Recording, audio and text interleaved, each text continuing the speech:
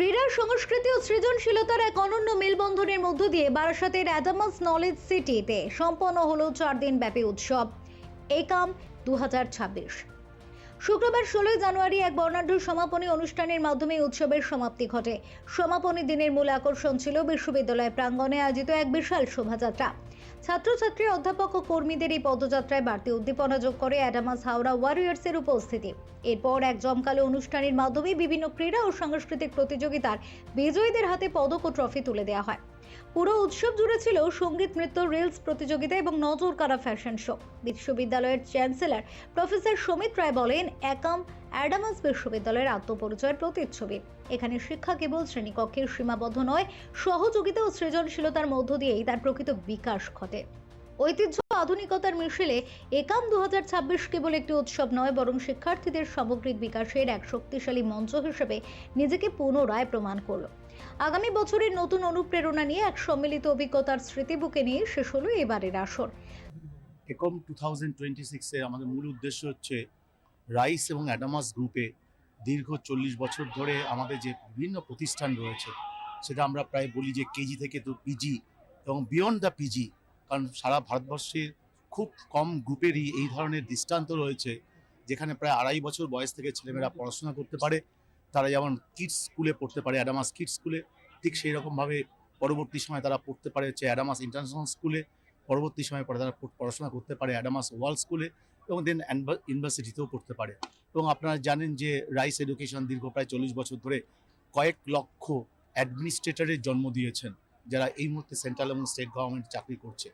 তা আমাদের লক্ষ্য হচ্ছে এই মুহূর্তে পশ্চিমবঙ্গ তো বটেই, সারা ভারতবর্ষের বিভিন্ন জায়গায় আমাদের প্রতিষ্ঠান শুরু হয়েছে কাজ করা, এবং সেই সাথে সাথে আমাদের একটা টেকনোলজি কোম্পানি এই মুহূর্তে বিদেশে তাদের অফিস রয়েছে এবং ভারতবর্ষের প্রায় 6টা-7টা অর্গানাইজেশন হচ্ছে আপনার রয়েছে, অফিস রয়েছে।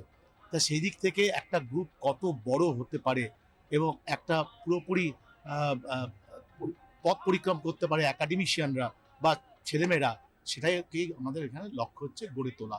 এবং আমি মনে করি যে এই ধরনের প্রতিষ্ঠান যত বেশি তৈরি হবে, তত সেই শক্তিশালী ভারতবর্ষ গড়ার আমরা স্বপ্ন দেখছি, সেখানে নিউ জেনারেশন তৈরি হতে পারবে। তাই একাম এই 2026 হচ্ছে সেই ধরনের একটা প্রোগ্রাম যেখানে একই ছাদের তলায় প্রায় কয়েক হাজার ছেলেমেয়ে গত 4 দিন ধরে যেমন সাংস্কৃতিক উৎসব করেছেন, টেকনোলজি এবং বিভিন্ন রকম প্রোগ্রামে তারা জয়েন করেছে, আবার ঠিক সেই রকমভাবে পড়াশোনার ক্ষেত্রে যারা ভীষণ ভালো রেজাল্ট করেছে তাদেরকেও স্বীকৃতি প্রদান করা হচ্ছে এই অনুষ্ঠানে।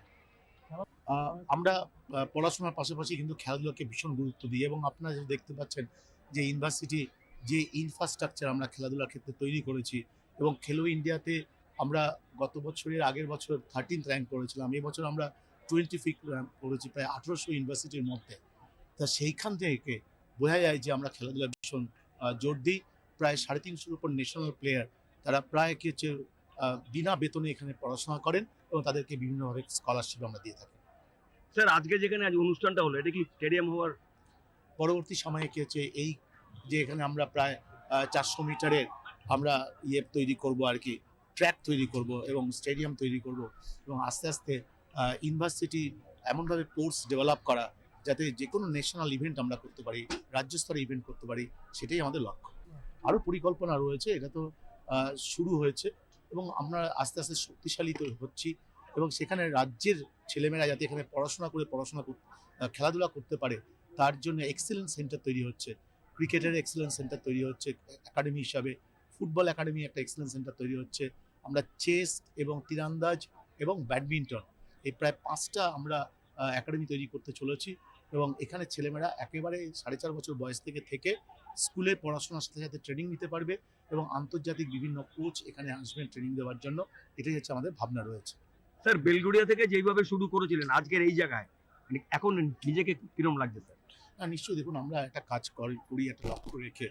তাই বেলঘরিয়া প্রায় 1985 সালে যেটা আমরা আরম্ভ করেছিলাম রাইস এডুকেশন, একটা দীর্ঘ পথ অতিক্রমের সময় মনে হয়েছে এমন কাজ করা দরকার যা সমাজে কাজে লাগে এবং সোসাইটিতে উপকৃত হয়, সেটাই আমাদের ভাবনা, এবং সেই ভাবনাতেই, সেই ফিলোসফিতেই আমাদের গ্রুপ কি হচ্ছে চলে।